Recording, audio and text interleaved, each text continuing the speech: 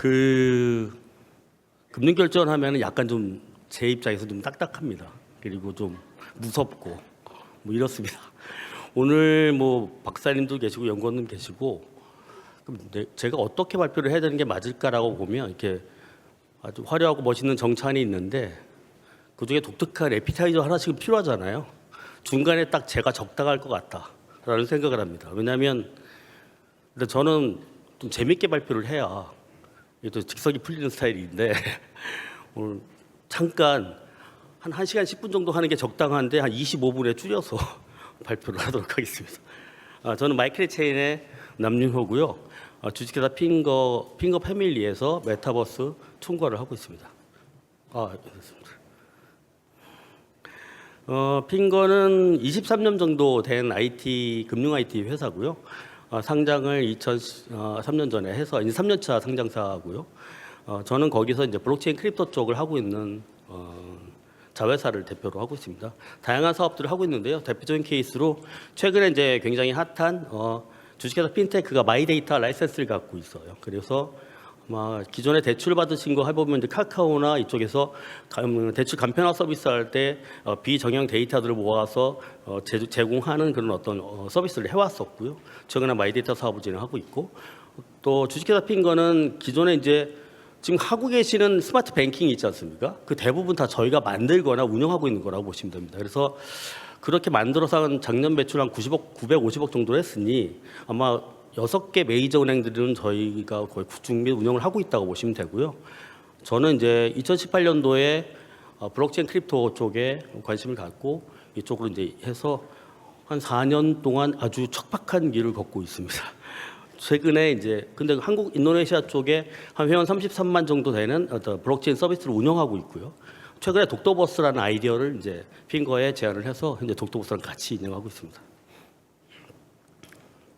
메타버스에 대해서는 제가 작년 여름에 메타버스 이야기를 했었을 때 아무도 귀 기울여 듣지 않으셨었어요. 왜냐하면 그때는 블록체인 기반의 게임을 결합시켜서 뱅킹을 해야 된다고 막 주장하고 있었는데 어느 날 메타버스라는 아이가 등장하면서 이 순식간에 막 집중이 되는 겁니다. 그래서 상당히 많은 부분에 이제 메타버스의 이해도가 높아진 상황이기 때문에 좀 형식적인 내용을 좀 빼겠습니다.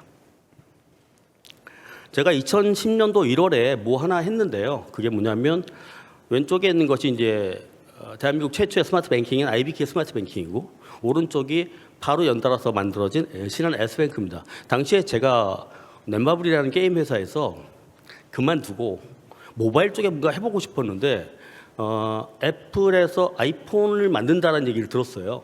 그런데 이제 그때 당시 핑거에 계시는 분이 야, 너 금융에 와서 금융 한번 해보지 않을래라고 해서 했던 게 저는 재밌었습니다. 왜냐하면 게임 머니로 하다가 이 리얼 머니로 하니까 더 재밌는 거예요. 그래서 이거는 실수하면 안 되는 건데 좀 짜릿한 것도 있고 그래서 아이폰에 뱅킹을 어떻게 만들어 볼까 해서 만들었던 게 저 서비스입니다. 최근에 제가 신한소를 마치고 이제 블록체인 쪽으로 뛰어들었고요. 왜 제가 잠깐 그 말씀을 드리냐면 당시에 제가 뱅킹을 했었을 때 이제 그때 금결원에서 많은 부분 인터뷰를 요청하셨었어요. 도대체 아이폰 뱅킹의 보안은 어떻게 책임질 거냐? 제가 책임지는 건 아닌데 어떻게 확인할 수 있느냐? 뭐 샌드박스는 안전하냐? 스티브 잡스는 연락할 수 있냐? 뭐 이래서 제가 사실 그건 불가능합니다. 그랬었는데 당시에 뱅킹을 만들었을 때 이 뱅킹을 만들고 나서 반응은 어땠냐면 은행에서 이건 안 된다였습니다. 이 작은 거에서 어떻게 할 수 있냐? 그리고 은행 서비스를 상당히 복잡하고 고지해야 될 내용들이 많은데 어떻게 이 작은 폰에서 잘 보이지도 않는 폰에서 뱅킹할 수 있겠냐라고 했었습니다. 그리고 또 S뱅크 할 때도 마찬가지였죠. 당시에 첫 거래가 월 1억 정도였던 걸로 기억이 납니다. 그래서 당시에는 굉장히 네거티브하게 보셨었어요.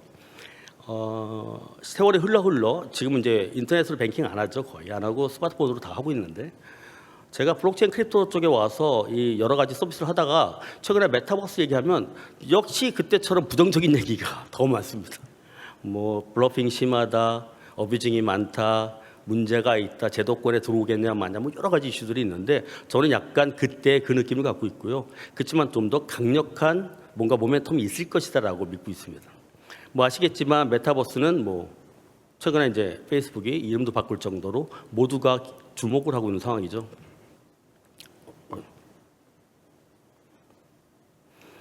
뭐 이런 뭐 메타버스를 정의하는 부분은 좀 패스를 하겠습니다. 왜냐하면 제가 실제로 독터버스라는 서비스를 하고 있기 때문에 그 통해서 좀 더 재밌게 풀어가는 쪽으로 할게요. 아시겠지만 메타버스는 너무 핫해서 예전에 제가 블록체인 크립토 쪽에서 일을 한다 그러면 뭐라고 하셨냐면 코인 그러셨어요. 그래서 제가 뭐 얘기하면 코인쟁이라 그러는 거예요. 상당히 불쾌했거든요. 그런데 어느 순간 이 NFT와 메타버스가 등장하면서 이 아이들이 되게 착하게 포장이 되고 있는 겁니다. 사실은 걔들이거든요. 기술적 하나의 방식일 뿐인데 최근에 그러다 보니까 이 메타버스라는 이름으로 모든 것이 다 집대성되고 있는 상황입니다. 그게 기술적 환경, 사업적 환경, 사용자 체험의 환경 모두가 다 모이고 있는 것이죠. 이 메타버스가 그런 면에서는 상당히 좋은 역할을 하고 있는 겁니다.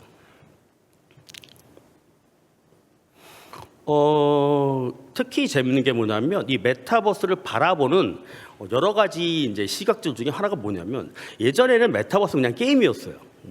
야, 이거 뭐 게임이랑 별다른 거 없는 거 아니야? 뭐 예전에 20년 전에도 이런 거 비슷한 게 있었어. 뭐 이렇게 일하시는데 어떤 단계까지 오고 있냐면 최근에 여기에 이 놀이와 여가를 넘어서 어떤 현실적인 어떤 비즈니스를 연결할 수 있지 않을까 또는 수익으로 연결할 수 있는 어떤 이코노미 환경이 만들어지지 않을까라는 고민을 하기 시작한 거죠.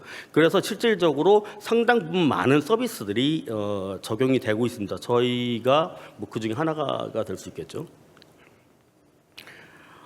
이런 서비스가 잘 진행되는 거는 어떻게 판단하냐면 돈이 많이 모이면 일단은 주목할 필요가 있습니다. 아시겠지만 어마어마한 돈이 몰리고 있습니다. 뭐 메타버스 NFT 시장 죽은 거 아니냐라고 얘기하시지만 이 자료는 2022년 6월에 맥킨지에서 발표한 자료고요. 실제로 2030년까지 약 6.7천조 정도의 메타버스의 산업에 돈이 몰릴 거라고 하고 있고 이미 2022년에 약 162조 정도의 투자가 이루어지고 있다라고 발표를 하고 있습니다. 그리고 이제 재밌는 게 뭐냐면 메타버스 관련 기업들은 약 57% 정도가 야 우리가 메타버스 선두주자 이렇게 자처하고 있다는 거예요. 그만큼 뭔가 있는 거죠. 이렇게 메타버스가 제도권으로 올라오고 있고 환경적으로 어떤 다양한 트라이를 하고 있는 것이죠. 근데 문제는 뭐냐면 저한테 맨날 이렇게 물어보셨어요. 특히 은행분들이 메타버스 뭐 어떻게 얼마예요? 뭐 솔루션 있어요? 뭐 이렇게 물어보시는 거예요. 그럼 저는 이제 항상 말씀드려요. 메타버스는 아무것도 아닙니다. 그냥 상상입니다. 기획이고 상상이고 어떻게 포장하고 어떻게 기획하느냐는 이제부터 하시면 됩니다라고 말씀을 드리거든요. 그 얘기는 뭐냐면 반대로 얘기하면 이게 자칫 잘못하면 아무것도 아닐 수 있다는 얘기죠. 근데 중요한 포인트는 뭐냐면 이것을 임하는 자세에서 우리가 스스로 쇼룸을 만들 것이냐 아니면 비즈니스 플랫폼을 만들 것이냐 아니면 여러 가지 가치를 만들 거냐는 이제부터 우리가 단기 장기적인 측면에서 실행을 꾸준히 해야만 가능할 것이라고 보고 있는 겁니다. 재밌는 거는 이 메타버스 얘기를 하면 NFT 얘기하면 다 이런 반응입니다. 나 늙었나 봐. 잘 이해가 안 돼. 그리고 내가 시대에 뒤처지는 건 아닐까 이런 약간 두려움이 있습니다. 근데 이게 그러실 필요가 없는 게 이 젠지, 그러니까 Z세대라고 하는 아이들을 바라보고 있는 20대 대학생도 똑같이 그 얘기를 해요. 쟤들이랑 안 맞아. 나도 시대에 뒤처지는 거 아니니까. 제페토 보면 뭐라고 하는지 모르겠어 라고 한다는 것이죠. 중요한 건 뭐냐면 이게 나이, 뭐 젠더 뭐 이런 문제가 아니라 누가 이 시장에 먼저 접했냐 아니냐 누가 먼저 시도를 했냐 아니냐 이 정도의 차이인 것이지 이 사람들의 궁극적인 마음속에 뭐가 있느냐 어쨌든 이 세계는 온다라는 마음은 똑같이 갖고 있다는 거예요. 그러니까 부정하지 않는다는 거죠. 그때 나는 어떤 역할을 할 것이냐 먼저 할 것이냐 나중에 할 것이냐라는 부분에 차이만 좀 있을 뿐이라고 생각합니다. 최근에 뭐 테라루나 이후 FTX도 있었고 뭐 최근에 엊그제 위믹스도 있었고 뭐 엄청난 뭐 부침이 좀 심합니다. 저는 꼭 이 말씀을 드리고 싶어요. 이게 물이 끓고 있으면요, 끓는 점에 도달하지 않으면 물은 끓지 않습니다. 그럼 겉으로 볼 때 별 차이가 없어요. 그럼 이제 저는 그렇죠. 보기엔 찬물 같죠. 근데 손을 한번 넣어보세요. 굉장히 뜨겁습니다. 그리고 임계치가 넘어갈 때, 끓는 점이 넘어갈 때 물은 벌벌 끓게 되는 거예요. 그때 라면을 넣는 겁니다. 사실은 저는 지금 그런 단계라고 볼 수 있습니다. 왜 그렇게 말씀을 드리냐면 저는 이렇게 질문을 드려요. 한 5천만 원 드릴 테니까 차를 사세요. 경유차를 사실래요? 휘발유차를 사실래요? 전기차를 사실래요? 당연히 전기차를 사야죠. 앞으로 10년 타야 되니까. 그렇죠? 두 번째, 스마트폰을 쓰고 계시잖아요. 스마트폰 보안 안정성이 떨어진다고 생각을 해요. 그럼 투지폰 가실 거예요? 아니잖아요. 오늘 앞으로 우리 모든 세계에서 인터넷 세상은 점점 더 현실과 가상이 연결이 될 텐데 오프라인 내내 거기 계실 거예요? 아니면 같이 이용하실 거예요? 이건 선택의 여지가 아니라는 것이죠. 저는 이런 겁니다. 예를 들어서 제가 메타버스에서 기자님들을 만났어요. 거기서 이제 전 아바타라는 이름으로 또 다른 자아로 활동을 하고 있겠죠. 근데 어쨌거나 이제 뭐 커넥션을 좀 해야 됩니다. 거래를 좀 해야 돼요. 그럼 제가 나와서 오론뱅크 열어갖고 오론뱅크 보내고 나서 님 제가 보냈는데요. 계좌 확인해 주세요. 이렇게 할 겁니까? 아니잖아요. 메타버스에서 당연히 그 심리스하게 비즈니스가 필요해요. 경제 생태계가 필요하던 거예요. 그러면 그때 통용되는 게 뭘까요? 그게 바로 토큰이고 NFT고 가상자산이고 뭐 이런 디지털 자산들이죠. 그럼 그 디지털 자산을 지금부터 준비를 해야 된다는 것이죠. 누가? 금융에서 다 준비를 해야 된다는 겁니다. 저희는 그걸 메타 파이낸스라고 부르고 있는데요. 뭐 이것은 뭐 로블록스 창업주가 얘기했던 이건 너무 장표 많이 본 거라서 심플합니다. 대부분 비슷한 얘기를 하고 있는데 정도의 차이가 좀 있습니다만 가장 중요한 것은 여기에 반드시 경제 시스템이 있어야 된다는 겁니다. 이 경제 시스템이 있어야만 새로운 세계가 돌아가고 세계가 구동력이 발생하는 것이죠. 그래서 저희가 또 관심을 갖고 있는 거기도 합니다. 그러면 메타 파이낸스에서 뭐가 중요한 거냐? 이 메타 파이낸스 혁신은 결국은 파이낸스인데 뭐 일단은 기존 자산이 디지털화되는 것이죠. 두 번째는 기존에 없었던 새로운 디지털 자산이 등장하기 시작합니다. 예전에는 NFT라는 거 그거 돈 주고 사게 될지 몰랐었죠. 그리고 이제 그 디지털 자산 자체가 너무도 익숙한 뉴 고객들이 생기죠. 속에서 젠지라는 친구들은 태어났을 때부터 스마트폰을 쥐고 태어났습니다. 그걸 통해서 세상을 바라보고 있어요. 그리고 이 뉴 고객과 접점을 이루는 메타 스테이지가 생기는 거죠. 예전에 없었던 새로운 플랫폼들이 등장하기 시작합니다. 그리고 여기서 디지털 자산이 이제 유통이 되고 있는 것이죠. 그리고 이때는 메타버스에는 뱅크가 존재하는 게 아닙니다. 독도버스에는 물론 LH 농협은행이 있습니다만 사실은 여기에는 디지털 자산 기반으로는 뱅킹이 녹여들기 시작하는 것이죠. 주체가 필요 없습니다. 예를 들어서 현재 젠지나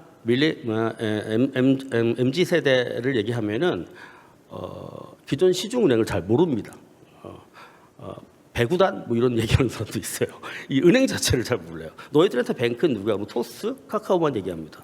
그리고 어나더 학교에서 만들래 월급 통장 만들어서 어나더 세컨 뱅크가 뭐 그중에 레거시 은행들인 것이죠.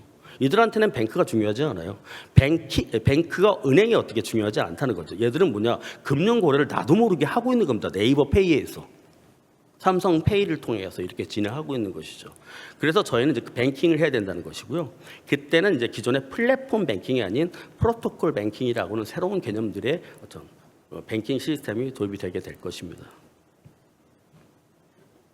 한마디로 얘기하면 얘들을 좀 잡아야 돼요. 왜냐하면은 이들이 좀 다른 패턴을 갖고 있거든요. 그래서 얘들을 대상으로 할 수 있는 어떤 가상자산이라든지 NFT의 거래라든지 P2E라든지 이 접근을 좀 해야 되고요. 중요한 것은 이제 우리가 이 모두를 아우르는 뉴 고객, 뉴 플랫폼, 뉴 금융을 선도할 필요가 있다라고 보시면 됩니다. 특히 은행이 문제가 뭐냐면 사실은 요즘은 금리가 좀 좋아져서 한데 이 금융 마진 구조로 했었던 그동안 뱅킹이 사실은 좀 이제 다변화 효율할 필요가 있다는 거죠. 이제 저는 대놓고 은행분들한테 이렇게 말씀을 드려요. 물론 제가 스마트폰 뱅킹을 거의 최초로 만든 PM이기도 했지만 저는 이제 더 이상 뱅킹 앱의 시대는 끝났다고 보고 있거든요. 뱅킹 앱에서 MA로 눌리는 게 왜 중요하냐? 그걸 시중 은행들이 왜 싸우고 있느냐? 이제서 중요한 것은 그 뱅킹 앱을 이용하는 사람들의 다른 전략으로 접근할 필요가 있어요. 예를 들어서 MAU라는 중요한 수치가 아니라는 것이죠. 왜냐하면 MAU는 대부분 조회 이체 거래를 싹 걷어내면 아무것도 없거든요. 대부분 은행들이. 그러면 톡스나 카카오는 왜 다른 그 얘기를 하지 않느냐? 저희는 보통 이제 사이드지만 보통 체류 시간, 몰입도 그리고 그걸 통해서 일어나는 커뮤니티의 뎁스 이 정도를 보고 있거든요. 이런 것들을 할 수 있냐 없냐라고 이렇게 볼 수 있습니다. 요즘 아주 토스가 독사같이 잘하고 있죠. 뭐 이런 거라고 볼 수 있습니다. 그만큼 이제 구조가 바뀌었어요. 그러다 보니까 기존의 어떤 기존 뱅킹 애플리케이션 뱅킹으로는 한계가 온다는 거예요. 그럼 이들을 통해 좀 다른 식의 관계를 형성하고 그걸 통해서 뱅킹을 녹여주는 어떤 방식이 필요하다는 것이죠. 그게 아마도 메타버스가 될 수 있지 않겠느냐라고 판단을 하고 있는 겁니다. 그리고 또 재밌는 게 있는데 이 NFT라는 아이가 등장했어요. 아까 말씀드렸지만 이 NFT는 그 블록체인 크립토가 이제 코인쟁이였던 것을 좀 더 착하게 포장하는 아주 중요한 역할을 했는데 사실은 이게 왜 NFT가 이 메타버스에 강력하게 결합해서 아까 얘기한 것처럼 이 디지털 자산을 유통할 수 있는 유일한 방식일 수 있어요. 그리고 두 번째는 이 NFT가 이상하게 희소 가치에서 상품 가치가 또 나올 수 있다는 겁니다. 물론 최근에는 뭐 가격이 많이 다운밸류 되어 있지만 이런 부분이 있고요. 세 번째는 이게 이상하게 컨텐츠를 만들어요. 이 중심으로 커뮤니티가 형성이 되고 컨텐츠를 만든다는 것이죠. 이게 NFT가 갖고 있는 굉장한 큰 저력이기도 합니다. 그리고 중요한 것은 이것을 바라보고 있는 MZ, 젠지들이 굉장히 매력적으로 보고 있다는 거예요. 그럼 이 NFT를 왜 MZ들이 좋아하느냐? 한마디로 얘기하면 가질 수 있다는 거예요. 심플하죠. 부동산을 가질 수 없지만 저는 NFT 하나 가질 수 있어요. 그리고 NFT를 갖고 있으면요, 이게 은근히 나의 정체성과 관계가 됩니다. 그러니까 제페토에서 갖고 있는 뭔가 구찌 NFT 하나 갖고 싶은 거예요. 그거 갖고 있으면 최근에 나이키에서 만드는 NFT 신발이 있거든요. 그거 신고 돌아다니면 애들이 DM을 보내요. 야, 너 이거 짱인데 뭐야? 샀니? 이렇게 물어봅니다. 그러면 이제 과감하게 NFT QR을 딱 보여줘요. 그러면 야, 너 찐이구나. DM 보내도 될까요? 이렇게 이제 거래가 이루어지는 겁니다. 실제로 이런 일들이 많이 벌어집니다. 그리고 이게 잘하면 떡상이 좀 될 수 있어요. 요즘은 좀 아닙니다만. 이러다 보니까 애들이 뭔가 짜릿한 재테크의 느낌도 좀 나는 겁니다. 이렇게 자연스럽게 녹아들어가고 있는 것이 실제로 MZ들이나 젠지들한테 이렇게 NFT가 녹여들어가고 있는 것이죠. 결론은 이제 금융사가 그럼 뭘 해야 되느냐. 그래서 이제 저한테 의뢰하기는 뭐 커스터디 어떠냐, 뭐 어떠냐 이렇게 얘기하시는데 저는 그거 다 중요하지 않다고 봅니다. 뭘 하셨냐? 기존 고객과 뉴 고객 사이에 중간에 딱 낑겨 계시면 돼요. 그럼 지금부터 접점을 계속 만드셔야 됩니다. 왜냐하면 자, 이 사업이 좋다고 하니 그때 가서 해볼까? P2E가 이제 오픈이 됐으니까 P2E 플랫폼 만들어보는 게 어때? 이렇게 해서 만들면요, 은행이나 금융기관이나 계시면 아시겠지만 뭐 사업 공고 내고 뭐하고 하면 최소 1년 걸리세요. 만드는 동안. 1년 뒤에 플랫폼 오픈하면 이미 끝납니다. 그만큼 텐션이 굉장히 빠르고 이 친구들이 바라보는 어떤 트렌드도 엄청나게 급하게 변하기 때문에 지금부터 뭘 해야 되냐? 그 뉴 플랫폼에서 뉴 고객과 지속적인 접점을 만들어 가야 된다는 것이죠. 그래서 아까 말씀드렸지만 기존의 뱅킹 플랫폼은 좀 변해야 된다고 보고 있는 겁니다. 그리고 요즘 최근에 뭐 FTX나 테라루나 때문에 약간 뭐 신뢰가 좀 잃긴 했으나 결국은 프로그램이 연계를 해서 네트워크에 연결이 돼서 스스로를 컨트롤하는 그 제로 트러스트를 구현을 해야 된다는 것이죠. 결국은 어떤 인간의 인위적인 개입이 아니라 프로그램을 제어하는 아까 뭐 AI를 얘기하셨고 말씀하셨지만 그런 것들이 기존의 뱅킹 기반에 깔려줘야 되고 유저들은 그 위에 실제로 자연스럽게 녹여 들어가는 식의 신뢰를 만들어야 된다는 것이죠. 저는 그 신뢰에 분명히 은행이 하는 역할이 있을 수 있다고 보고 있습니다. 뭐 먼저 발표하신 분들이 워낙 이렇게 좋은 얘기를 하셔서 제가 좀 있어 보이는 척하느라고 약간 재미가 없었는데 지금부터 약간 독도버스를 하면서 조금 편하게 가겠습니다. 이게 실제로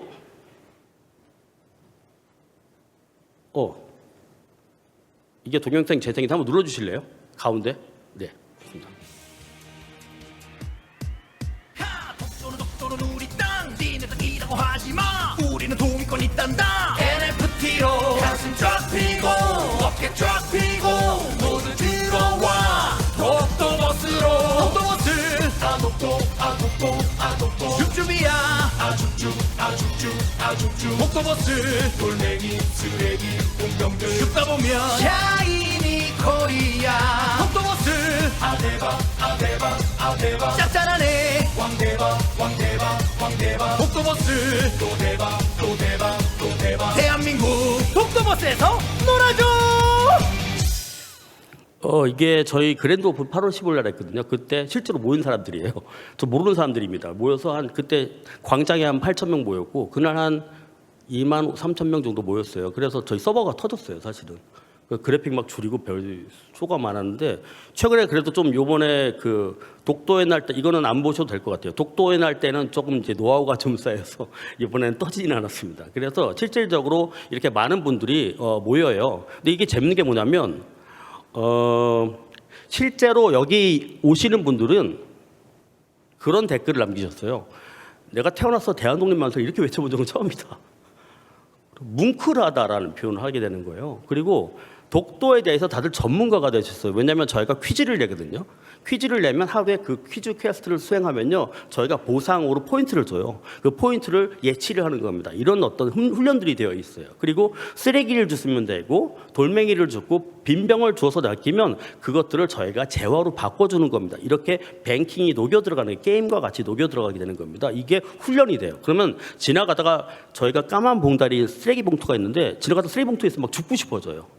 또는 심지어 제가 산에 자주 가는데 거기에 그 플라스틱 페트병 갖고 놓여 있잖아요. 막 죽고 싶어져요. 이게 저희가 중독이 되고 있는 겁니다. 근데 자연스럽게 그것들이 이게 메타버스라는 통해서 ESG라든지 뱅킹이라든지 독도에 대한 역사라든지 정보를 습득하게 되는 겁니다. 그걸 고의적으로 습득하는 게 아니라 자연스럽게 습득하게 되는 겁니다. 그래서 이제 이렇게 진행이 되고요. 저희가 뭐 클로즈 베타 되게 오래 했습니다. 그래서 저희를 이제 같이 키우고 알고 계세요. 실제로 네이버 카페 한 10,000여 명의 회원들이 계시는데 그분들은 저희를 키운다고 생각을 하고 계십니다. 그래서 같이 콜하고 있습니다.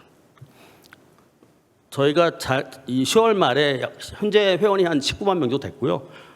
운이 좋아서 10월 달에 전체 구글 1등을 했어요. 그때는 저희도 이렇게 1등 할 줄 몰랐는데 인기 앱 전체를 1등 한번 했고요. 저희가 이제 웃으면서 당근마켓을 한번 내려다본 적이 한번 있었습니다. 그래서 인기를 좀 얻었고요. 최근에 반응들이 좀 좋으셔서 끊임없이 회원들이 올라오고 있습니다. 이 재밌는 게 뭐냐면 밈이라는 게 있어요. 제가 게임업계에 있어서 알지만 이 밈이라는 게 뭐냐면 이 게임 내에서 일종의 놀이, 어떤 컨텐츠, 어떤 이런 것들이 생기면 그 게임은 성공한다고 하거든요. 독도버스에 가면은 왼쪽에 이제 보면은 현충일 기념 묵념, 뭐 독도버스 광장에서 목욕탕 번개 뭐 이런 거, 그리고 아까 세레머니들 있었잖아요. 실제로 저 독도버스 광장 목욕탕 번개는 제가 거기 물이 나오는 데가 있는데 거기서 춤을 추고 있었는데 이게 모의식인 거예요. 그래서 남새우랑 목욕했다 뭐 이런 식으로 글이 올라옵니다. 이런 식으로 뭔가 재밌는 밈들이 돌아다니고 있고 자기들끼리 사진을 찍어서 올리고 뭐 이런 어떤 새로운 문화가 생기고 있는 것이죠. 그러니까 저희는 그 새로운 문화 속에 뭘 얻느냐, 바로 저희가 갖고 있는 이 재밌게 놀면서 가치를 만들고 거기에서 ESG를 실천하겠다라고 하는 겁니다. 그래서 일단 재밌어야 됩니다. 무조건 재밌어야 되고, 두 번째는 그 가치가 앞으로는 이제 새로운 형태의 보상으로 연결이 되고 새로운 형태의 뭐 메타버스 상의 어떤 새로운 밸류로 남게 될 것이고, 이걸 진행하면서 자연스럽게 나라 사랑이라든지 ESG를 실천하는 그런 어떤 훈련을 하게 되는 것이죠. 궁극적으로는 저희가 하려고 하는 것은 사실은 독도버스는 그냥 IP예요. 뭐 서비스 많이 해보신 분은 알겠지만 IP가 있냐 없냐는 굉장히 중요하거든요. 저희는 이미 독도버스는 IP를 하고 있고요. 이 IP를 통해서 도민권이라는 NFT가 아주 또 다른 IP로서 존재하고 있습니다. 제가 궁극적으로 바라고 있는 것은 사실은 저는 여러 가지 벤치마킹을 많이 했지만 일단 가장 중요한 건 이제 제가 모이라 동물의 숲을 벤치마킹을 제일 먼저 했고요. 두 번째가 미국에서 성공하고 있는 BAYC, 그리고 최근에 두들스라는 아이들을 계속 벤치마킹을 해왔는데, 저희가 하고 싶은 건 아주 심플해요. 이런 말씀 드리는 것처럼 제가 카페에 와서 약간 인기가 좀 있거든요. 제가 낚싯바늘을 막 보내면 난리가 납니다. 그래서 댓글 좀 달아주세요. 그러면 뭐 이런, 예전에 생일날 댓글 100개 정도 달렸었거든요. 그때 저는 감사합니다 그러고 스태프한테 얘기해서 황금 낚시바늘 5개씩 보내드려요. 이렇게 된 겁니다. 그럼 너무 재밌어 하세요. 또 재밌었던 게 있었냐면 메타버스에서 고등어 잡은 거 실제로 고등어 보내드렸어요. 그랬더니 다들 감동받으신 거예요. 오징어 잡은 거 오징어 보내드렸어. 저희가 고등어 오징어 값으로 약 1,200만 원 정도 썼습니다. 근데 이런 것들이 연결되면서 자연스럽게 메타버스에서 금융, 보상, NFT, 토큰 이런 것들을 배워가는 것이에요. 실제로 공부하러 오는 게 아닌데 놀다 보니까 이렇게 된다는 것이고, 자연스럽게 저는 거기서 가치를 만들고 있다는 것입니다. 이런 상황이고요. 궁극적으로 저희가 바라보고 있는 것은 이 NFT랑 갖고 있는 강력한 커뮤니티성 또는 팬덤을 가상자산 그리고 NFT 등으로 연결을 해서 메타버스로 올리겠다는 거예요. 이건 아마 기존의 게임 또는 여러 가지 핀테크가 또는 여러 가지 서비스 플랫폼들이 바라보는 궁극적인 지향점일 수 있을 거라고 봅니다. 감사합니다. 여기까지입니다. 박수 부탁드립니다. 혹시 궁금한 거 있으시면 질문해 주십시오. 네. 남윤호 대표님의 세션 모두 어떠셨나요? 저는 뭐 개인적으로 메타버스와 파이낸스를 결합한 메타 파이낸스라는 용어가 매우 신선했는데요.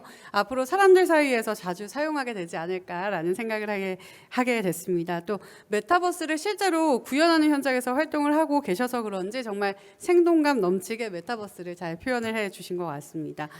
자, 그러면 이 시간 대표님께 질문 드리고 싶으신 분 있으시다면 손 들어주시면 저희가 마이크 전달하도록 하겠습니다.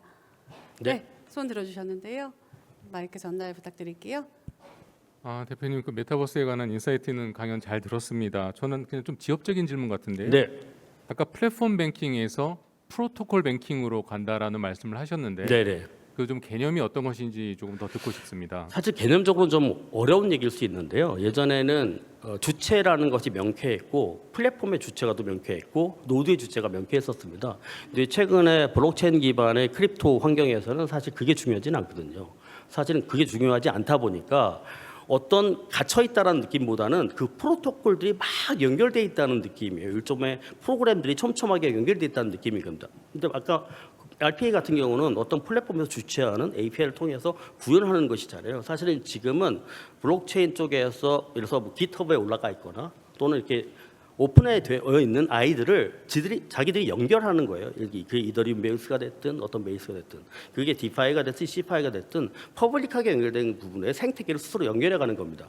물론 아직은 도덕성이나 뭐 퍼포먼스가 문제가 있지만 그 부분들의 연계는 아마 차츰 발전이 될 거라고 보고 있어요. 네, 답변 감사합니다. 또 질문 있으실까요? 없으면 마쳤습니다. 감사합니다. 네, 박수 부탁드리겠습니다.